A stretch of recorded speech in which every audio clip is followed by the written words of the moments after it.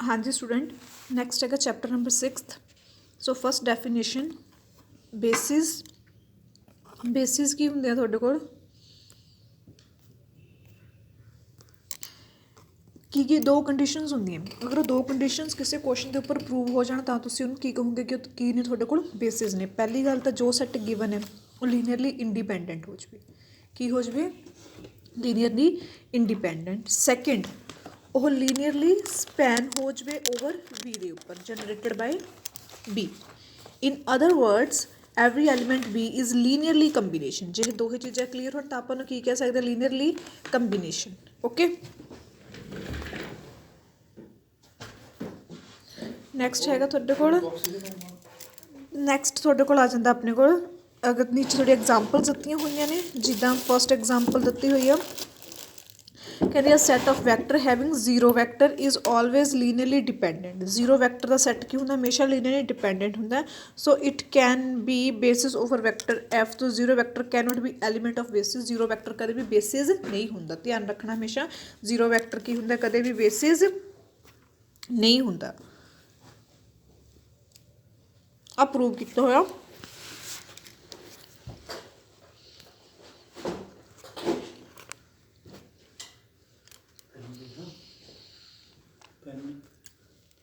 Next ਹੈਗਾ ਆ ਤੁਹਾਡੇ ਕੋਲ ਫਾਈਨਾਈਟ ਡਿਮੈਂਸ਼ਨ।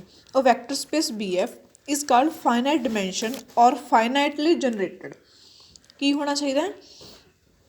ਕਦੋਂ ਕਹਿੰਦੇ ਕਿਸੇ ਵੀ ਵੈਕਟਰ ਨੂੰ ਫਾਈਨਾਈਟ ਡਿਮੈਂਸ਼ਨ ਪਹਿਲੇ ਜਾਂ ਫਾਈਨਲੀ ਜਨਰੇਟਡ ਕਹਿੰਦੇ ਆ ਉਹਨੂੰ ਆਪਾਂ if there exist finite subset of S. ਕੀ ਹੋਣਾ ਚਾਹੀਦੇ ਆ? Finite subset and linear combination of S over V then linear span of S is equals to B.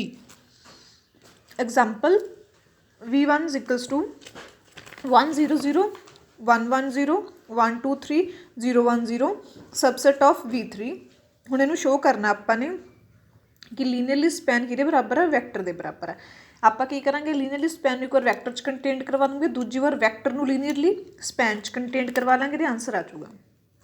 ਕੋਈ ਵੀ ਵੈਕਟਰ ਲੈ ਲਿਆ, ਆ ਤਿੰਨ ਗਿਵਨ ਸੀਗੇ, ਤਿੰਨਾਂ ਨੂੰ ਇਹਦੇ ਬਰਾਬਰ ਰੱਖ ਲਿਆ।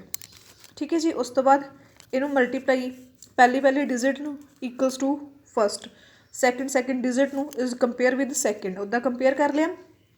ਕੰਪੇਅਰ ਕਰਨ ਤੋਂ ਬਾਅਦ ਵੈਲਿਊਜ਼ ਸੋਲਵ ਕਰ ਲਈਆਂ।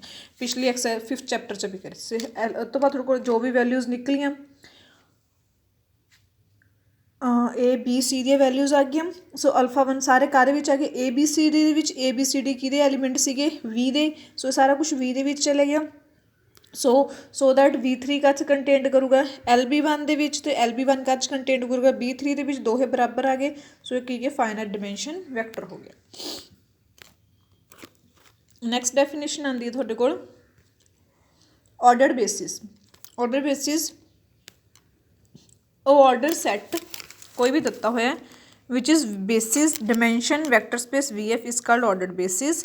ਕੋਆਰਡੀਨੇਟ ਕਿਹੜੇ ਹੁੰਦੇ ਨੇ? ਆਹ ਵਾਰ ਇੱਦਾਂ ਟਰਮ ਤੁਹਾਨੂੰ ਗਿਵਨ ਹੁੰਦੀ ਆ ਜਿਹੜੇ ਆਪਾਂ ਕੋਲ A1 A2 ਇਹਦੇ ਕੋਆਰਡੀਨੇਟ ਬੇਸਿਸ ਹੁੰਦੇ ਨੇ। ਸੋ ਥਿਊਰਮ ਹੈਗੀ ਆ ਤੁਹਾਡੇ ਕੋਲ ਅੱਗੇ, ਕਹਿੰਦੇ ਬੇਸਿਸ ਤੁਹਾਨੂੰ ਗਿਵਨ ਨੇ, ਫਾਈਨਾਈਟ ਡਿਮੈਂਸ਼ਨ ਵੀ ਹੈ, ਯੂਨੀਕਲੀ ਐਕਸਪ੍ਰੈਸਡ ਕਰੋ ਇਸ ਚੀਜ਼ ਨੂੰ। ਸੋ ਵੀ ਆਪਾਂ ਲੈ ਲਈ ਜੋ ਸਾਡੇ ਕੋਲ ਫਾਈਨਾਈਟ ਬੇਸਿਸ ਮਤਲਬ alpha into vector, alpha 1 into vector, alpha 2 into vector. Okay, given ਤੁਹਾਨੂੰ ਆ ਸੀਗਾ ਬੇਸਿਸ। ਸੋ ਲੀਨੀਅਰਲੀ ਸਪੈਨ ਕਿਹਦੇ ਬਰਾਬਰ ਹੋਊਗਾ? ਬੇਸਿਸ ਆ ਵੈਕਟਰ ਦੇ according. V is equals to scalars ਆਪਾਂ ਕੋਲ ਅਲਫਾ 1 ਅਲਫਾ 2 ਕੀ ਹੋ ਗਏ? Scalar. To show it's unique ਮਤਲਬ ਆਪਾਂ ਸਾਰੇ ਇਹੀ ਸ਼ੋ ਕਰਨਾ ਕਿ ਯੂਨੀਕਲੀ ਐਕਸਪ੍ਰੈਸਡ ਨੇ, ਸਾਰੇ ਅਲੱਗ ਨੇ। ਕਿਵੇਂ ਕਰਾਂਗੇ? V ਦੇ ਆਪਾਂ ਨੇ ਇੱਥੇ ਕੀ ਲਿੱਤਾ ਸੀਗਾ? Vector alpha 1 alpha 2। ਆਪਾਂ ਹੁਣ ਕਿਹੜੇ ਲੈ ਕੇ ਚੱਲ ਪਏ? ਬੀਟਾ 1 ਬੀਟਾ 2 ਅਲੱਗ ਲੈ ਲਏ। ਸੋ ਆਪਾਂ ਕੋਲ ਗਿਵਨ ਕਿਹੜੇ ਸੀ? Alpha 1 alpha 2। ਦੋਹਾਂ ਨੂੰ ਬਰਾਬਰ ਕਰਤਾ। ਆ ਵੀ V ਆ ਅਸੀਂ ਮੰਨਿਆ, ਆ ਸਾਨੂੰ ਪਤਾ ਸੀਗੇ ਹੈਗੇ ਸੀਗੇ ਸਾਡੇ ਕੋਲ। ਦੋਹਾਂ ਨੂੰ ਬਰਾਬਰ ਕਰਤਾ। ਫਿਰ ਇੱਕ ਪਾਸੇ ਲੈ ਕੇ ਇਕੁਅਲਸ ਟੂ 0 ਕਰਤਾ। 0 ਕਰਨ ਤੋਂ ਬਾਅਦ ਕੀ ਕਰਿਆ ਅਸੀਂ? ਕਾਮਨ ਕੱਢ ਲਿਆ। ਵੈਕਟਰ ਆ ਗਏ, ਸਬਟਰੈਕਸ਼ਨ ਆ ਗਈ। ਇਕੁਅਲਸ ਟੂ 0 ਆ ਨਾ ਇਹ। ਸੋ ਕੀ ਹੋ ਗਏ ਇਹ? ਲੀਨੀਅਰਲੀ ਇੰਡੀਪੈਂਡੈਂਟ।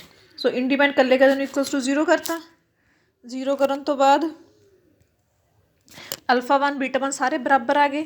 ਬਰਾਬਰ ਆਉਣ ਤੋਂ ਬਾਅਦ ਯੂਨੀਕਲੀ ਐਕਸਪ੍ਰੈਸਡ ਹੋ ਗਏ ਸਾਰੇ ਆਪਣੇ ਆਪਣੇ ਇਹ। ਤੋਂ ਆਹ ਵਾਲੀ ਤੁਹਾਡੀ ਕੋਈ ਕੰਡੀਸ਼ਨ ਬਣ ਗਈ। ਇਸੇ ਤਰੀਕੇ ਨਾਲ ਤੁਸੀਂ ਇਹਦਾ ਕਨਵਰਸ ਪ੍ਰੂਵ ਕਰਨਾ। ਕਨਵਰਸ 'ਚ ਕੀ ਕਰੋਗੇ, ਮੰਨ ਲੈ ਕੇ ਚੱਲ ਪਏ ਵੀ ਆ ਤੁਹਾਡੇ ਕੋਲ ਵੈਕਟਰ ਨੇ, ਸੋ ਇੱਕ ਬੀ ਵੈਕਟਰ ਲੈ ਸ਼ੋ ਰੈਟ ਆਪਾਂ ਪਹਿਲਾਂ ਲੀਨੀਅਰ ਇੰਡੀਪੈਂਡੈਂਟ ਮੰਨ ਕੇ ਚੱਲੇ ਸੀ, ਹੁਣ ਆਪਾਂ ਨੇ ਪ੍ਰੂਵ ਕਰਨਾ ਹੈ। ਉਹਦੇ ਲਈ ਅਲਫਾ 1 ਅਲਫਾ 2 ਸਕੇਲਰਸ ਲੈਤੇ, ਆਪਾਂ ਨੂੰ ਕਹਿਤਾ ਕਿ ਸਾਰੇ ਸਕੇਲਰਸ ਆਲ ਜ਼ੀਰੋ ਮਤਲਬ ਸਕੇਲਰ ਦੀ ਜਗ੍ਹਾ ਮੈਂ ਜ਼ੀਰੋ ਪੁੱਟ ਕਰਤਾ, zero belongs to V zero ਕੀ ਹੈ ਯੂਨੀਕ ਆਈ ਡੀ ਹੁੰਦੀ ਹੈ from first and second. Alpha 1 ਦੀ ਕੰਪੇਅਰ ਕਰੋ ਇਹਨਾਂ ਦੋਹਾਂ ਨੂੰ, alpha 1 equals to 0, alpha 2 equals to 0, alpha 3 equals to 0, linearly independent ਆ ਗਏ ਸੈੱਟ ਤੁਹਾਡੇ ਕੋਲ।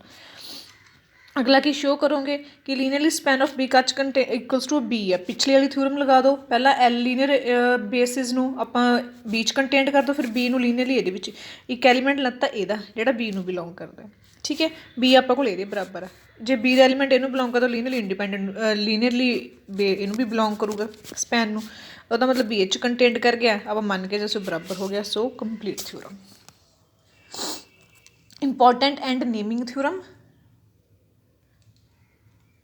Existence theorem. Prove that there exists a basis for each finitely generated vector space. Prove that there exists a basis. एक basis मिलते हैं for each finitely generated vector space. For each finitely generated vector space.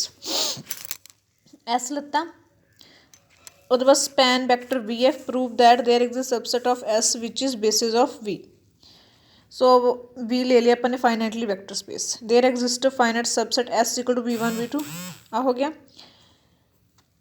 LS लेके चल पे linearly span is equals to vector without any lose of generality we may suppose here that all vector in the subset are non zero because contribution of vector zero vector in any linearly combination of the vector of S is zero. S contained B, so either S is linearly independent or dependent. S contained करदा B they which either linearly independent or dependent, दो ही चीज़, एक चीज़ होगा चाहे independent होगा चाहे dependent होगा।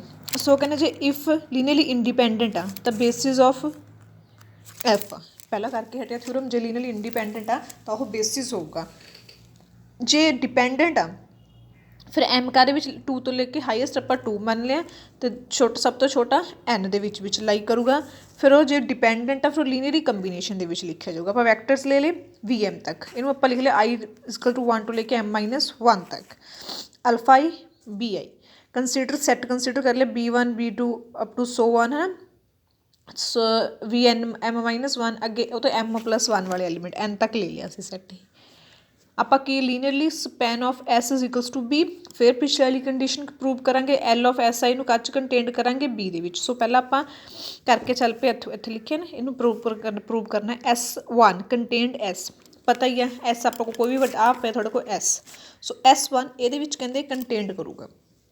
Okay ਜੀ, S1 contained S, L of S1 contained B, ਕਿਉਂ B S ਤੋਂ ਵੱਡਾ ਆ ਕਿਉਂਕਿ S ਕੱਚ ਕੰਟੇਂਟ ਕਰਦਾ B ਦੇ ਵਿੱਚ, S जा रहा है S दे S1 जा रहा है S दे विच, S जा रहा है B दे विच, सो S1 भी तो बीच जाऊगा। दोबारा देखो S1 जा रहा है S दे विच, S जा रहा है B दे विच, सो सीधा भी तो मैं कह सकती भी S1 भी बीच जाऊगा फिर,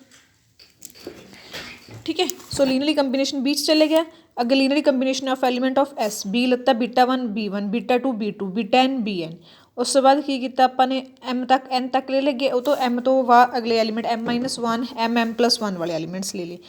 फिर की कर रहे हैं असी जिथे बीटा M आ उत्थे तुसीं इहदी वैल्यू पुट कर दो VM दी, आ VM पे है ना, इत्थे आ वाली वैल्यू पुट कर दो, VM दी वैल्यू पुट कर दी, बाकी सारी इक्वेशन उवें।